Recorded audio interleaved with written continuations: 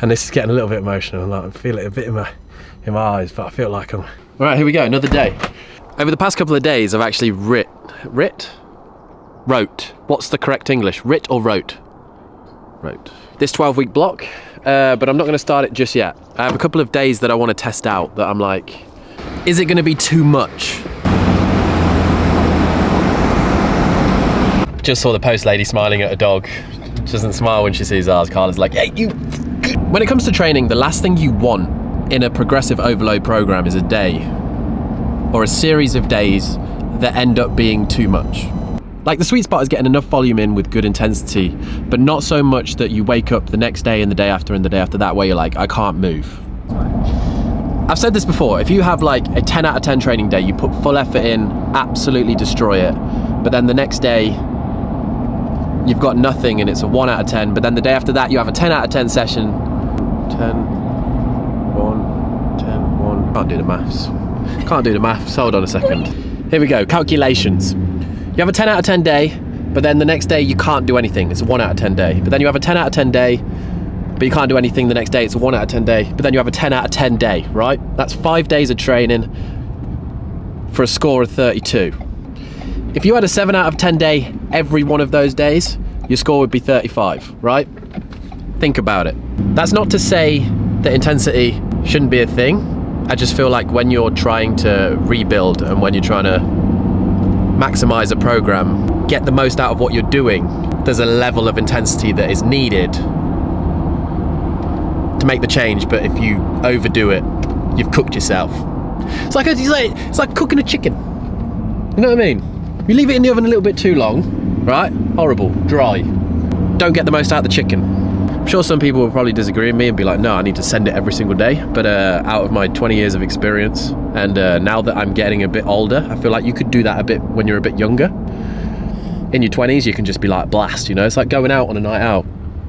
In your 20s, you get up the next day, you're like, oh, got a little bit of a headache, but let's do that again, in the donkey voice. Whereas now, you go out at our age, mid-40s, You're not mid-40s. and you're like, I don't know if I can face it again in another year, right? So, levels. And I've written today's training program in, and I just need to test it out. I need to make sure that it's like good enough that we're like, woo, but not so much that we're like, ooh. And for all of you in the last video that said, sort your beard out, no.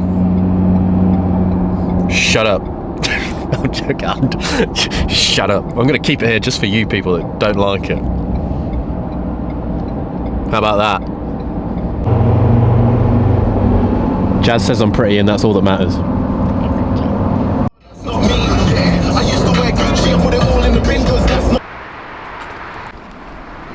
Where's your Stanley? You got how many litres today? I actually don't know. Enough. The red palace that is Ultraflex.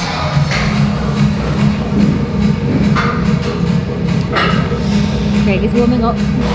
Yeah. We're on this hack squat machine is like a hack squat machine on steroids. It's f***ing massive. It actually is. I think we would need a garage just for... It's like the size of a car, isn't it? I feel like, you know, like an astronaut, just before you take off, I feel like I'm in. You know what I mean? I'm in.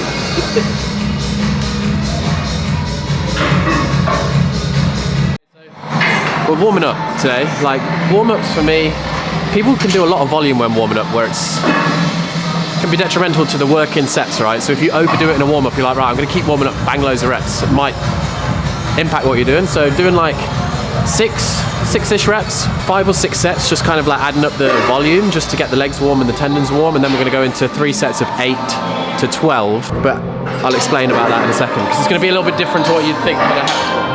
Packing a bit of weight back here, don't mind me. Yeah. Jazz was like, we'll put this on. First set's out the way, but when you know you've only got 3 like hard sets at the start, and it's more of like a volume, muscle-focused session, you just like, you know these 3 are going to be bad.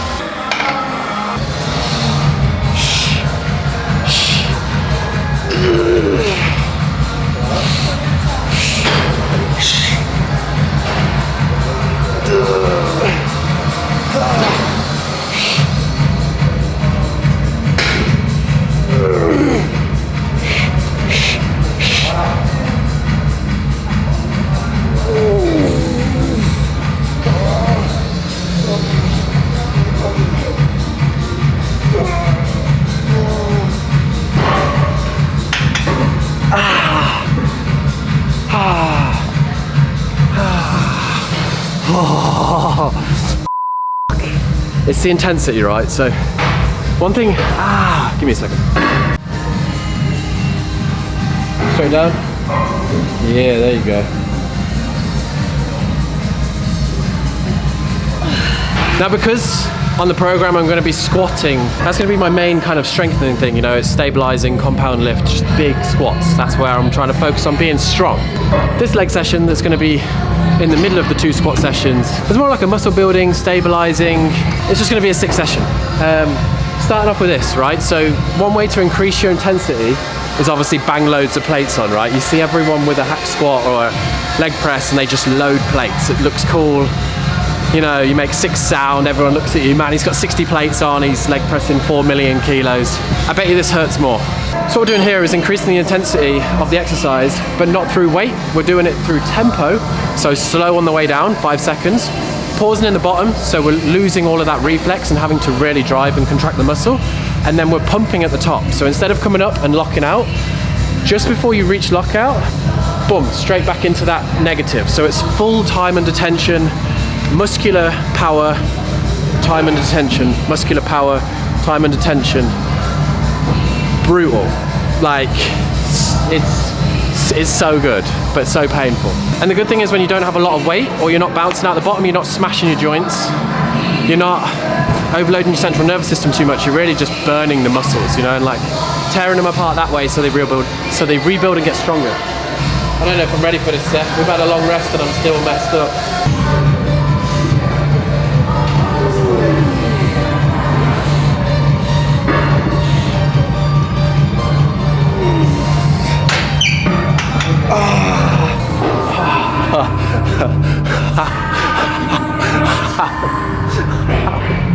I don't know how.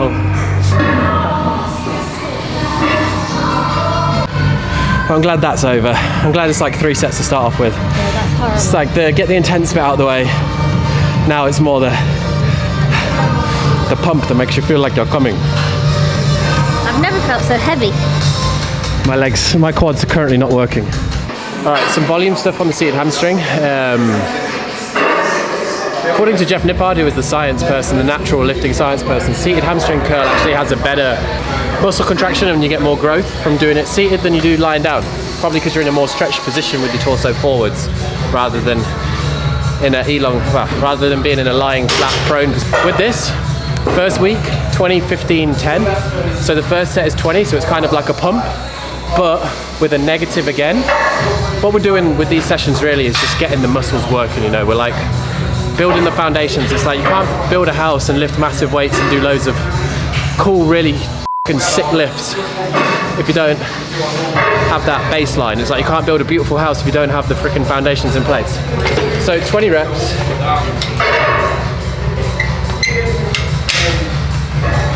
In, hold,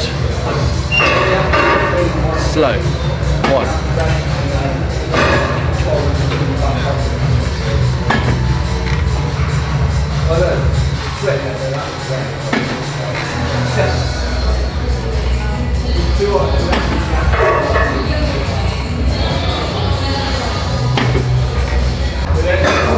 Alright, top set.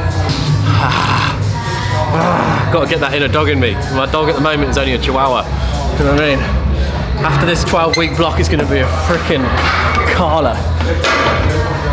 It's going to be a damn Rottweiler. Oh, come on in, come on in.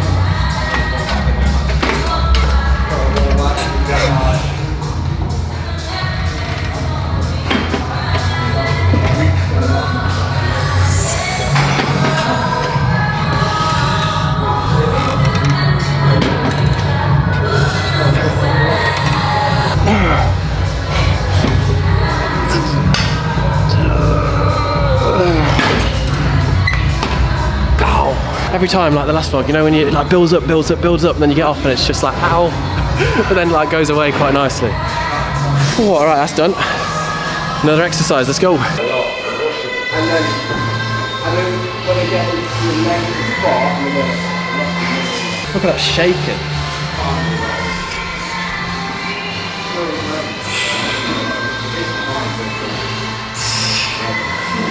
That could have better that could have better control for sure. All right, so same thing, 20, 15, 10, but we're doing single leg now, so unilateral stuff. Hack squat, obviously, we've quad focused a little bit with the feet down on the pad. You can overload one quad more than the other, your body's just gonna naturally favor it. We're all not symmetrically balanced in life. Whereas with this, 20 on one leg, 20 on the other, focus on an actual squeeze, and then controlling that weight down. You know, like a lot of people that I see on a leg extension machine will just go bang, bang, bang. Because it's like fun to do. You're like, yeah boy, look at me boy. And the weight clangs and you're like, you look sick in the gym. But we're trying to build that neuromuscular control, as well as get a good pump, as well as overload the muscle. So overloading the muscle with the squeeze and the weight and the reps, getting that neuromuscular like feel by getting that squeeze and squeezing hard and then letting it go. But when you're letting it go, you're still fighting the weight down. It's a good little overload, good way for your body to keep your quads like firing throughout range. So when you come back to squatting and lifting heavy, and we go heavier in weeks to come, you'll have so much more control over the weight and get so much more out of your sessions.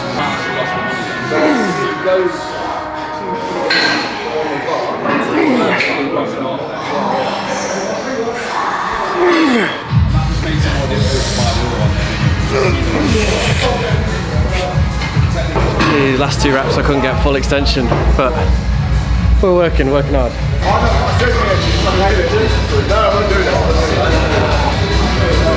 A little hack when you're doing abduction stuff is that to get the most out of a working set, out of the muscle, is you want it on a good stretch, right? For then to contract. But it's really hard sometimes to get into this machine well flexed, because if you try and open it whilst your legs are in there. So one thing I've learned, stand on the little hacks, bum against the seat, and then slide down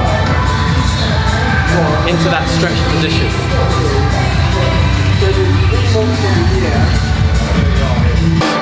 Last thing, 4 sets, 25, pump them out, reps. Just getting that ass like massive, you know what I'm saying? Like that guy that sprints on those memes, you know, like he's in the pair of trousers. When I do this exercise, I like to sit forward like I'm in a squat, not back here. So pretend you're in that squat position so you extend the spine. I feel a much better contraction in my glutes.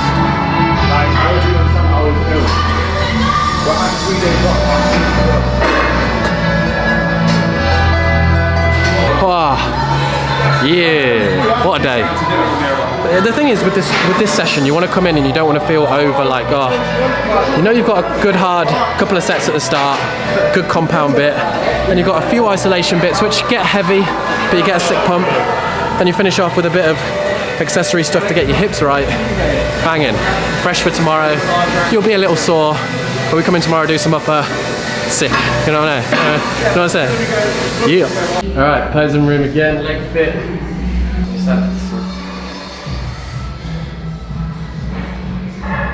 Is that too bright still or no? Legs look stupid. I can't pose hamstrings. How do you do it? Oh, that did not sound nice. What was that? That was my knee. I can't do hamstrings. Just bend over. Oh, that bed? Yeah. Oh yeah, What was that there bed? we go. We're going to be late. Again. Give me the car, please. Bloody donut. That's going to become a running thing. Alright. We're actually going to need this truck after this block because we're going to be absolutely massive, babe, and any normal car wouldn't just fit us in anymore. I know. Wow, I mean, I've got some little legs. They're going to have to get growing. I can't keep up, I got little legs. I got little legs. I do, I got little legs. Things only grow until they're perfect. Oh, thanks, babe. You're a little buncher. Yeah, Jazz said that about my people. Another good day of putting in work. You know what, like, I'm very happy with that session. It's enough and it hurts and the intensity is really good, but it's not too much that I'm going to wake up tomorrow and I'm not going to be able to get out of bed, which is absolutely optimal. However much I love bed, and I'd love to stay in it all day. It's not good for I feel like productivity. I feel like I need bigger muscles to enjoy the pump more. Hey? I feel like I need bigger muscles to enjoy the pump more. That's how bodybuilders started, babe. You're just dipping the toe in the deep end. Once you start getting a little bit more muscle and you feel the pump a little bit more, you want a little bit more muscle. Yeah, but do you know what I mean? It's not the same when it's like the little button that you use. It's like me. That's like my little bicep going me. Yeah. Or my quad. Like when you juice an orange. If you get a little orange, there's only a little bit of juice that comes out. But if you get a big juicy orange, it's like juicy Yeah, but some of them big juicy oranges, Jazz, are genetically modified, and we don't do that, right? We're here for the natural. Oh yeah, I know. See what our limit is and just go for it and have fun. And you know what, team? This channel for me is all about having fun. Yeah, I want to look a bit better. Yeah, I want to get a bit more muscle. Yeah, I want to get a bit stronger. Anyway. You know what I mean? Like, it's just I love training. Regardless of we're going to get petrol. Regardless of anything, training has always been my passion, and I've always followed what I enjoy doing. And like, I hope you guys learn some bits off me and like get a bit of inspiration and just do what makes you smile. You know, like for a while on YouTube and here I was doing stuff because I thought I should do it and because it would get views, right? And like, in the end, when you're not being true to yourself, it's not a great feeling. Whereas now, I posted yesterday, and like on Instagram, it's funny, you know, like you post a physique photo and it gets a load of likes, and then I posted just like a selfie, really, saying like, I actually feel myself again. And like, I haven't felt like that in a good few years. Like recently, I've been feeling more and more like myself. But yesterday, I was walking home from my haircut. If you saw the video, Jazz is laughing at me.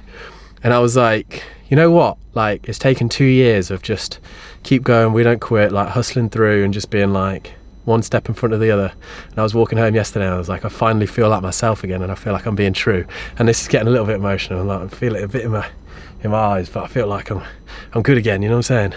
It's like, it's just a good feeling. Just do what makes you happy. Don't matter what everyone else thinks, you know what I'm saying? Oh, you got some shakes.